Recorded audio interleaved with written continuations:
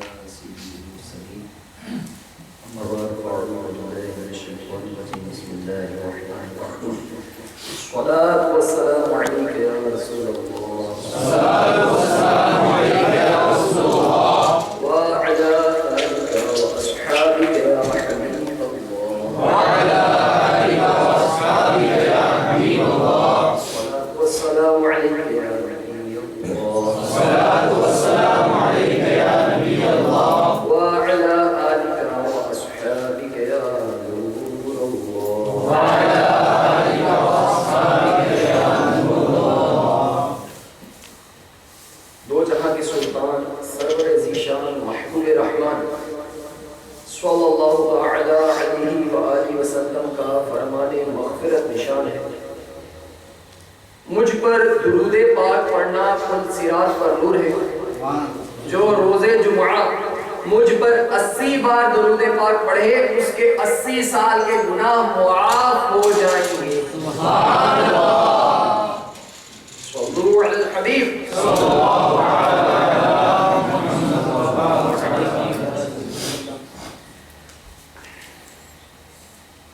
فرمان مصطفیٰ صلی اللہ علیہ وسلم ہے ایک مسلمان کی نیت اس کے عمل سے بہتر ہے.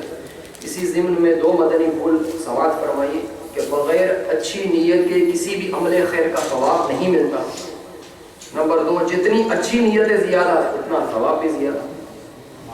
آئیے مل کر کچھ اچھی نیتیں کر لیتے ہیں.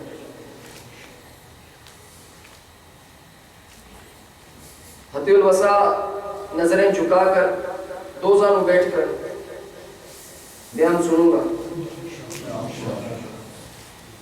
دوران بیان اٹھ کر چل پڑنے یا ٹیک لگا کر سننے سے بچوں گا کہ اس سے بیان کی برکتیں ضائع ہو جانے کا اندیشہ ہوتا ہے. اگر صلو علی الحبیب کہا گیا یا توبوا الی اللہ کہا گیا تو نمایاں آواز سے جواب دے کر ثواب کا حقدار بنوں گا انشاءاللہ. صلو علی الحبیب صلی اللہ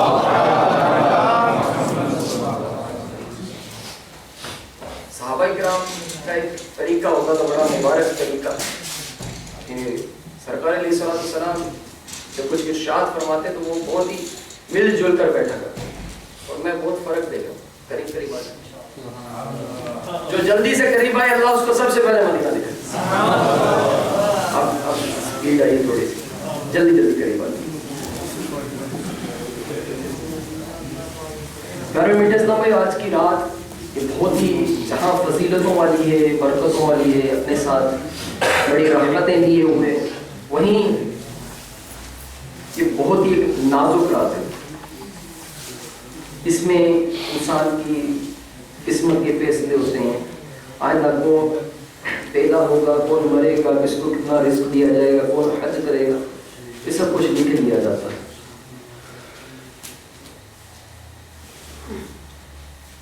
کوئی گل باقی رہے گا نہ چمن رہ جائے گا پر رسول اللہ کا دین حسن رہ جائے گا. ہم سفیر و باغ میں ہیں کوئی دم کا چہچہا بلبلیں اڑ جائیں گی سونا چمن رہ جائے گا. اطلس کم خواب کی پوشاک پر نازا نہ ہو اس تنے بے جان پر خاکی کفن رہ جائے گا. ایک دفعہ کا ذکر ہے کہ ایک بادشاہ شکار کے لیے نکلا مگر جنگل میں اپنے مصاحبوں سے بچھڑ گیا. اس نے ایک کمزور اور غمگین نوجوان کو دیکھا جو انسانی ہڈیوں کو الٹ پلٹ رہا. پوچھا تمہاری یہ حالت کیسے ہو گئی اور اس سنسان بیابان میں اکیلے کیا کر رہے ہو؟ اس نے جواب دیا میرا یہ حال اس وجہ سے ہے کہ مجھے طویل سفر درپیش ہے.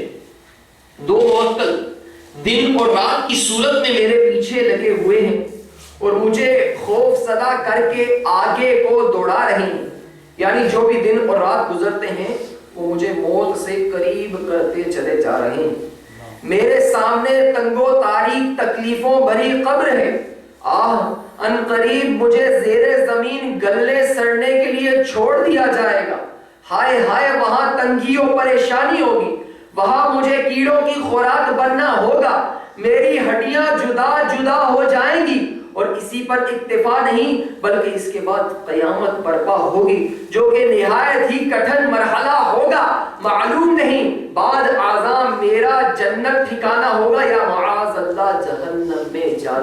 ہوگا. تم ہی بتاؤ جو اتنے خطرناک مراحل سے دو چار ہو وہ بھلا کیسے خوشی منائے.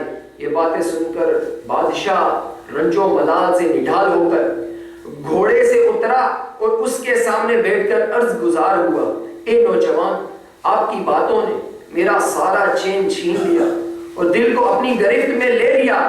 ذرا ان باتوں کی مزید وضاحت فرما دیجئے.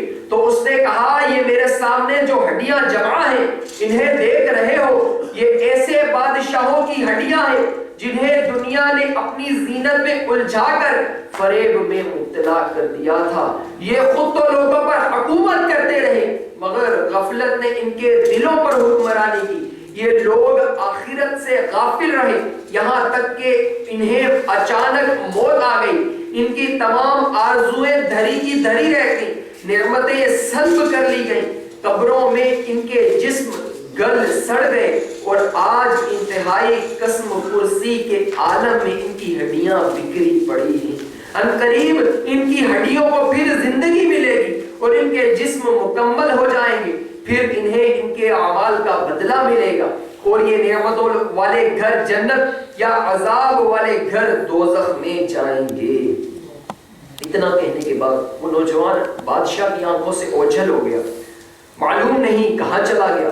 ادھر خدام جب ڈھونڈتے ہوئے پہنچے تو بادشاہ کا چہرہ اداس اور اس کی آنکھوں سے سیل اشک رواں تھا. رات آئی تو بادشاہ نے لباس شاہی اتارا اور دو چادریں جسم پر ڈال کر عبادت کے لیے جنگل کی طرف نکل گیا. پھر اس کا پتہ نہ چلا کہ کہاں گیا.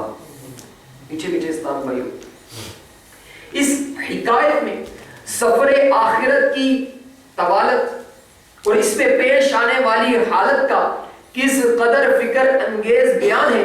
پر اسرار مبلغ نے بادشاہوں کی ہڈیاں سامنے رکھ کر قبر و حشر کی جو منظر کشی کی وہ واقعی عبرتناک ہے.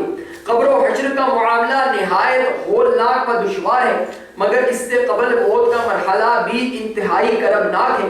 اس میں نزعہ کی سختیوں, ملک الموت علیہ السلام کو دیکھنے اور برے خاتمے کے خوف جیسے انتہائی ہوشنما معاملات ہیں.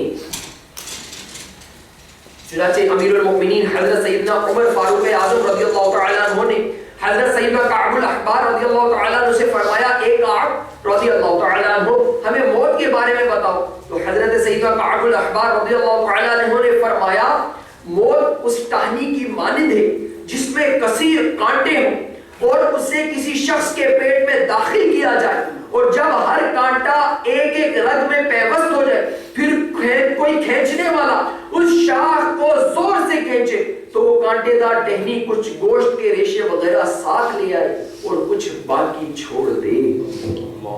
حضرت مولا مشکل کشا علی المرتضی شیر خدا عز و جل وکرم اللہ تعالی وجہہ الکریم جہاد کی ترغیب دلاتے اور فرماتے, اگر تم شہید نہیں ہوگے تو مر جاؤ گے.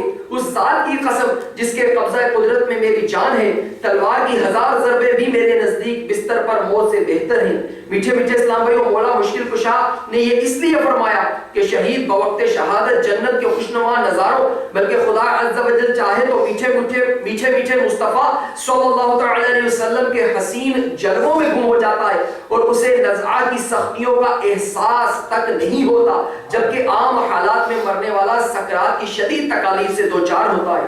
کسی نے کیا خوب کہا ہے, سکرات میں گر روح محمد پر نظر ہو, سکرات میں گر روح محمد پر نظر ہو, ہر موت کا جھٹکا بھی مجھے پھر تو مزہ دے.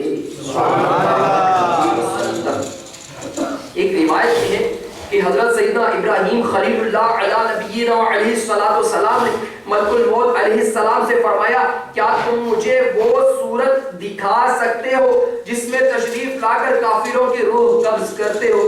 حضرت سیدنا اسرائیل علیہ السلام نے کہا, آپ علیہ السلام سہ نہیں سکیں گے. حضرت سیدنا ابراہیم علیہ نبینا علیہ السلام نے کہا, کیوں نہیں, میں دیکھ لوں گا. انہوں نے کہا, تو آپ مجھ سے الگ ہو جائیے. حضرت سیدنا ابراہیم خلیل اللہ علیہ نبینا علیہ السلام الگ ہو گئے. پھر ادھر متوجہ ہوئے تو ملاحظہ کیا کالے کپڑوں میں ملبوس ایک سیاہ فام شخص ہے جس کے بال کھڑے ہیں, بدبو آ رہی ہے، اس کے منہ اور نتنوں سے آگ اور دھواں نکل رہا ہے۔ یہ دیکھ کر حضرت سیدنا ابراہیم خلیل اللہ عز و جل و علیہ السلام پر بے ہوشی طاری ہو گئی۔ جب ہوش آیا تو ملک الموت علیہ السلام اپنی اصل حالت پر واپس آ چکے تھے۔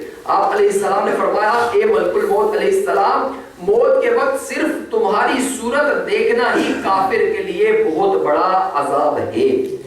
میٹھے میٹھے اسلام بھائیوں، موت کے جھٹکوں اور نزعہ کی سختیوں کا علم ہونے کے باوجود افسوس ہم اس دنیا میں اطمینان کی زندگی گزار رہے ہیں۔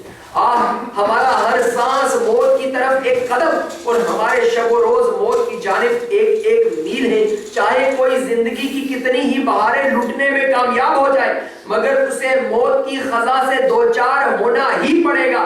کوئی چاہے کتنا ہی عیش و عشرت کی زندگی گزارے مگر موت تمام تر لذتوں کو ختم کر کے ہی رہے گی۔ کوئی خواہ کتنا ہی اہل و عیال اور دوست و احباب کی رونقوں میں دلشاد ہو لے مگر موت اسے جدائی کا غم دے کر ہی رہے گی۔ کتنے مغرور آبرودار موت کے ہاتھوں ذلیل و خوار ہو گئے۔ نہ جانے کتنے ظالم حکمرانوں کو موت نے ان کے بلند محلات سے نکال کر قبر کی کال کوٹھری میں ڈال دیا۔ نہ جانے کیسے کیسے افسروں کو موت نے کوٹھیوں کی وسعتوں سے اٹھا کر قبر کی تنگیوں میں پہنچا دیا۔ کتنے ہی وزیروں کو بنگلوں کی چکا چوند روشنیوں سے قبر کی تاریکیوں میں منتقل کر دیا۔